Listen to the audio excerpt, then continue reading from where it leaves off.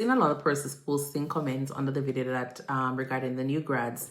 And I can only imagine, these nursing students or these new graduates after passing their exams, going through college and still not getting a job, while they observe that, other persons are being flown in from overseas to fill the position that they have applied for.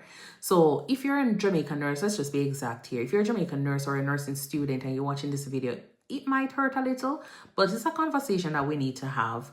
And this is not about blaming international nurses. It's about understanding why the system keeps failing our local new graduates and claiming at the same time there's a nursing shortage.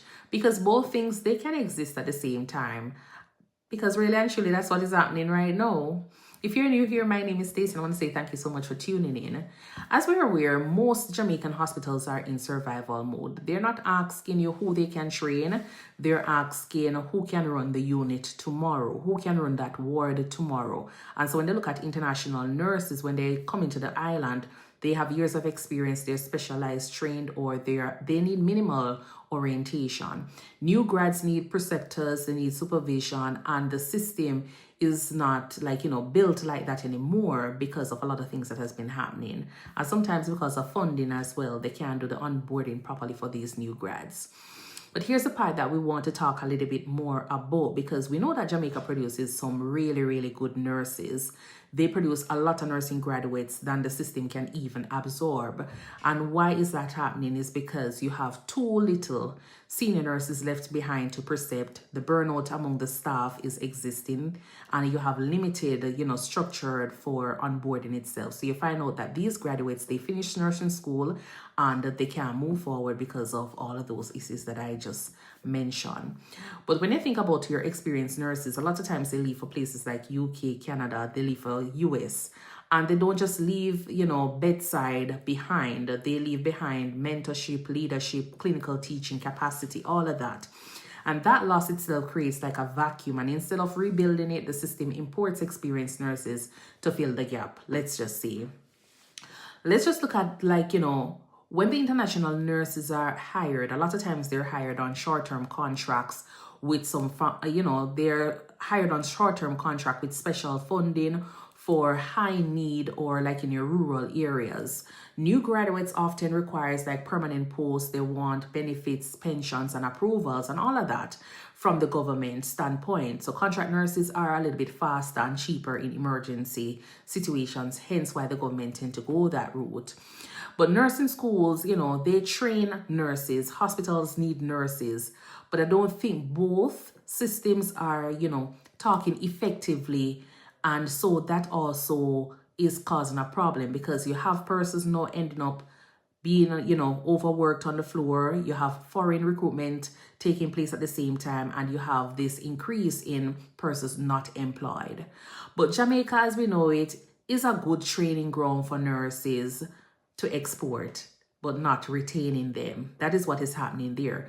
And until there is competitive pay, safe staffing ratio, clear graduate to employment pathways, then this cycle is just going to continue. It's just going to continue.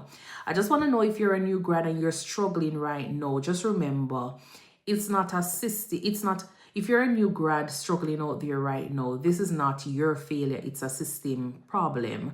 And if you're considering overwork, and if you're considering working overseas, just make sure you understand why nurses are, why so many, if you're considering, working overseas, just consider or think about why so many nurses have been leaving, and then from there you can understand. But go ahead and share your side of the story, or go ahead and just share your comment down below and let me know how you think or how you feel about the international nurses coming in to fill this gap, while you have nurses who are trained and competent culturally to take care of these patients. Until then, just go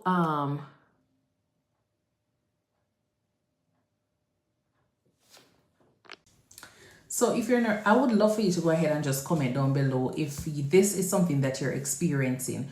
Go ahead as well and share this video, because silence won't fix the problem. We just need to talk a little bit more about it so persons can know that there is a true problem.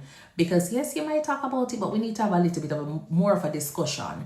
Because Jamaica says there's a nursing shortage, but the new graduate nurses can get their jobs. So why is it that international nurses are being hired instead? So why is it that international nurses are being hired? Because hospitals need nurses who can work immediately, because there aren't enough preceptors, because experienced nurses are not there because they've migrated, and because contract nurses are easier to deploy. This is not about foreign nurses. It's about a broken system that trains nurses but doesn't keep them. If this is your story, you're not alone, and I just want to make it be clear out there. Let us just go ahead and just comment in the box below and share your thoughts on the topic, and then from there we can have and just go ahead and share your thoughts on the topic, and we will go ahead and have further discussion and understanding as to what is happening in the system in Jamaica. Until then, I will see you. Bye.